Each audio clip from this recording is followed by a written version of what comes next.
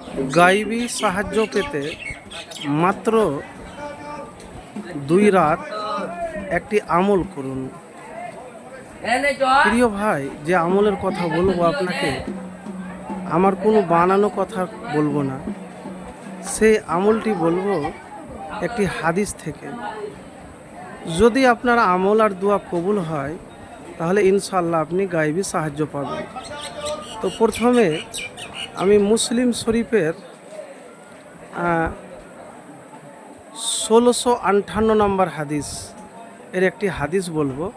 হাদিসের বর্ণনাকারী আবু হুরায়রা রাদিয়াল্লাহু তাআলা তিনি বলেন যে নবী করিম সাল্লাল্লাহু আলাইহি সাল্লাম বলেছেন, প্রত্যেক রাতে যখন রাতের প্রথম তৃতীয়াংশ অতিবাহিত হয় তখন আল্লাহ তাআলা দুনিয়ার আসমানে অবতরণ করে বলতে থাকেন, আমি একমাত্র বাদশাহ, কে এমন আছো আমাকে ডাকবে, আমি তার ডাকে সাড়া দিব। কে এমন আছো আমাকে ডাকবে, আমি তার ডাকে সাড়া দিব। কে এমন আছো আমার কাছে প্রার্থনা করবে, দোয়া করবে, আমি তাকে দান করব। কে এমন আছো আমার কাছে ক্ষমা চাইবে, আমি তাকে ক্ষমা করব।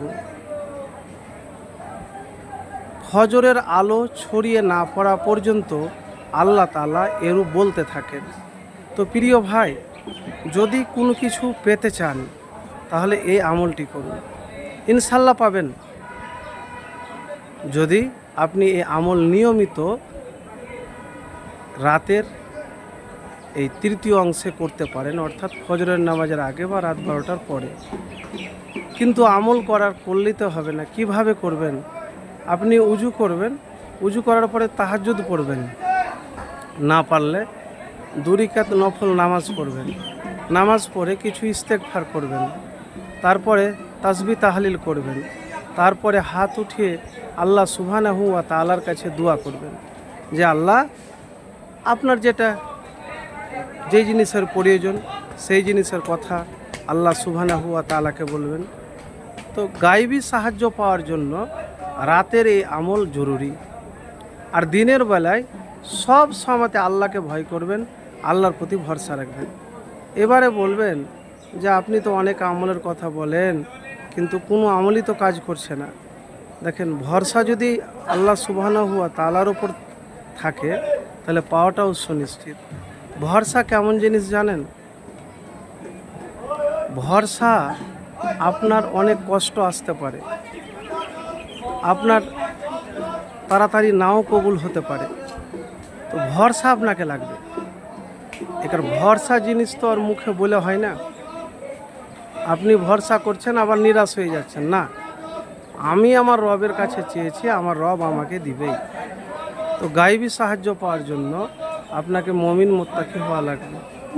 মুমিন মুত্তাকি না হতে গেলে কখনোই দোয়া আপনার কবুল হবে না। আর হারাম থেকে বাঁচতে হবে, আর বেশি বেশি করে দুরুদ পাঠ করবেন।